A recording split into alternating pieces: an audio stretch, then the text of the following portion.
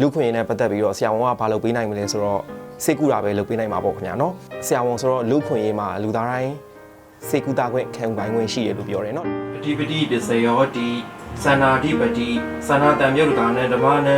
တန်သမုဋ္ဌာနာနဲ့စာရူပနံဒီစစ်အာဏာသိမ်းပြီးတဲ့အချိန်မှာစစ်ကောင်စီကစိတ်ကူတာခွင့်မရအောင်ပိတ်ပင်ထားတဲ့လူတွေအတွက်ကိုကျွန်တော်ကဦးစားပေးပြီးတော့လူခွင့်ရင်းရအောင်ဆိုပြီးတော့ကျွန်တော်စိတ်ကူတာတွေနဲ့ဒီတော်လှန်ရေးမှာပါဝင်နေပါတယ်ခင်ဗျာဓမ္မနံတန်သမုဋ္ဌာနာနဲ့စာရူပနံအဓိပတိပစ္စယေနာပစ္စယော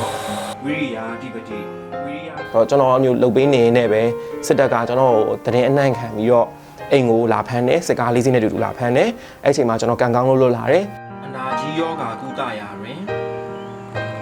စေဝါ၃မျိုးပေါင်းဆက်ကုသရာသည်ဟောတိုက်ပေးရတာပေါ့တော့ထိုင်းနိုင်ငံမှာလည်းကျွန်တော်ကဒီလိုလူမျိုးတွေကိုဝိုင်းပြီးတော့ကူနေတယ်အဲ့ဒီပြင်စစ်ပွဲကြောင့်ထိခိုက်လာတဲ့အရက်ဖက်ပြည်သူတွေနဲ့ဒီ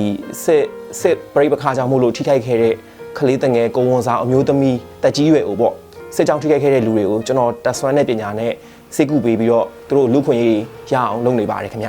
ဒီလိုတွေနဲ့ကျွန်တော်လူခွင့်ရေးအလုပ်တွေကိုနိုင်တဲ့ဘက်ကပေါ့ကျွန်တော်စွမ်းအားရှိတဲ့လောက်ပါပဲအများကြီးကြီးကျယ်လုပ်နေရတော့မဟုတ်ပေမဲ့လည်းစွမ်းအားရှိတဲ့လောက်နဲ့တော့ကျွန်တော်ဒါတွေကိုဝိုင်းလုပ်ပေးနေတယ်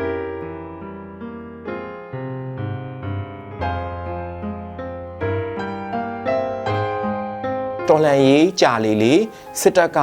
ထိန်းချုပ်နိုင်တဲ့အချိန်များလေပြည်သူပိုထိခိုက်လေဆိုတော့ကျွန်တော်ဒီအနေထားတော့မကြိုက်ပါဘူးတခုခုမြန်မြန်ပြီးစီးသွားတာတော့လိုချင်ပါတယ်ခင်ဗျကျွန်တော်တို့လုံနိုင်တာတက်သေးစုမယ်အချိန်တန်လို့ရှိရင်တရားပြန်ဆွဲမယ်မှန်ကန်တကယ်တေးသေးချာဆုံးဖြတ်နိုင်ပြီးတဲ့တမတ်ရှိရဲ့နိုင်ငံတကာရာဇဝတ်ခုံရုံးတွေကိုကျွန်တော်တို့ဒါကိုတင်ရှင်နေခင်ဗျဒါတွေဖြစ်လာဖို့အတွက်လည်းအားလုံးဝိုင်းဝန်းကူညီစေခြင်းနဲ့ပူးပေါင်းစေခြင်းနဲ့အမှန်တရားတိုင်းဖြစ်ဖို့လိုလားတယ်ခင်ဗျတရားမျှတမှုလိုလားပါတယ် I want justice